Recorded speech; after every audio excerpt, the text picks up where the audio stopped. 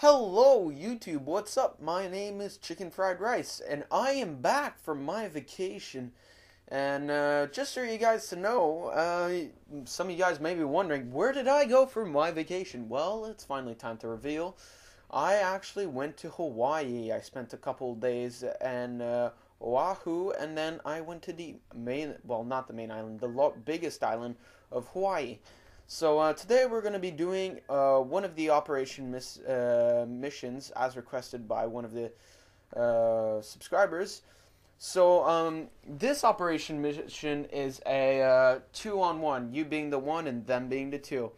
Now, what you do right here is really the key to many of these operation missions is a blitzkrieg, and that's really how you have to work it. So right away, right off the bat at this game, what I do is I send my Pershing advanced heavy tanks on the right flank, and what I'm going to do there is I'm going to make him take out this tank base, because the AIs always do the same base setup. So they're going to take out that tank base before the Germans can make anything. And in the meantime, as you can tell, I have a barracks building in that area.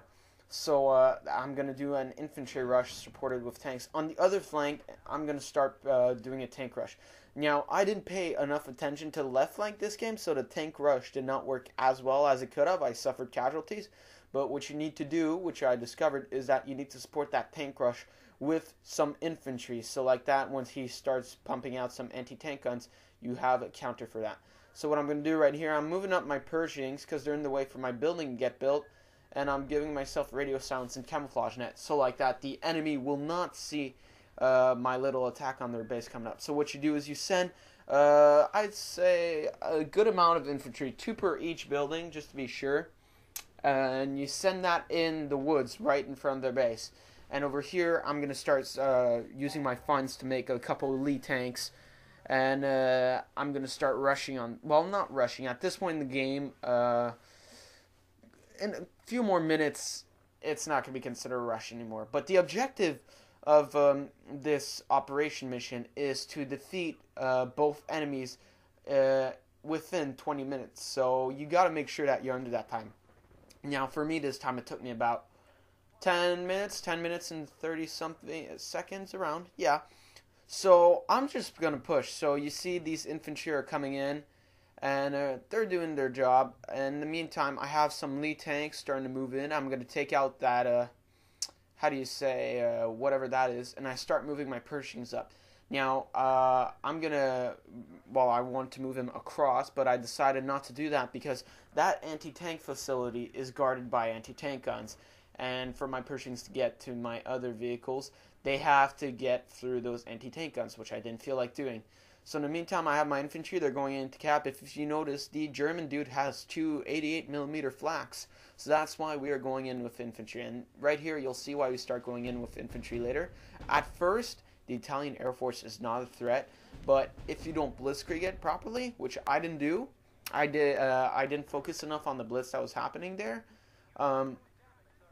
He will get a sufficient amount of aircraft up in the air, and he will start dealing some damage to your tanks. And he's going to also pump out some anti-tank guns, which, as well, the name suggests, anti-tank guns hurt tanks. Duh. So, right now, I am just taking over this base, and now what you want to do is set up some recon a little bit everywhere, so like that you're aware of where all his units are, because the enemy will not be considered defeated until you defeat every single unit they have. So now what I'm doing is I have my Lees moving up, but they're encountering a bit of resistance. So what I'm doing is I'm making some light Stuart tanks. They're there to offer support, and they're there to take the shots at the place of the Lees, because the Stuarts are, yes, can be useful, but they're not the most useful tanks. So in the meantime, what happens is one of my infantry barracks, I didn't see, but he, in front of that anti-tank base, there's a little bit of infantry as well. So German dude used that infantry and recaptured his infantry barracks. Luckily for me, he did not recapture his whole base, just the barracks, so I was able to hold off. Now right here, as you can tell, I don't know why I didn't continue attacking, but now he starts making anti-tank guns, and that's when I start losing some tanks. So I've got some reinforcements inbound, and I sent a couple more tanks. But tanks versus anti-tank gun is really a waste of resources. I'm just trying to stall time for my building engineer thing, car, whatever you want to call it, arrives. Now right here you can see they recaptured, but that's okay. I had some infantry left over, so I'm going to recapture the barracks and all that. And luckily he did not have any funds that he was able to pump out some infantry and recapture his base. But if he would have, it would have been easily resolved because I had some heavy Pershings in the area and an infantry base not too far. So now my tank force is annihilated relatively, but now I have my infantry base, so I am sending in a bunch of infantries, and they're doing their job. You know, they're just punching right through.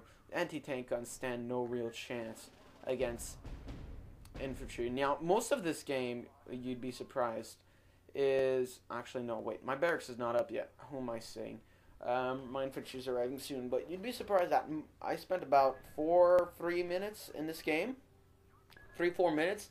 All I did during those 3-4 minutes is chase around little units all over the place. That's why I said establish recon all over the map, because you need to know where all their units are.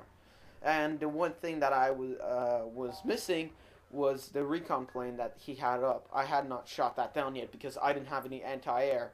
So I ended up making some at his base, and that all worked well. So now I'm pumping up my infantry. I've got some tanks coming in on the reinforcements.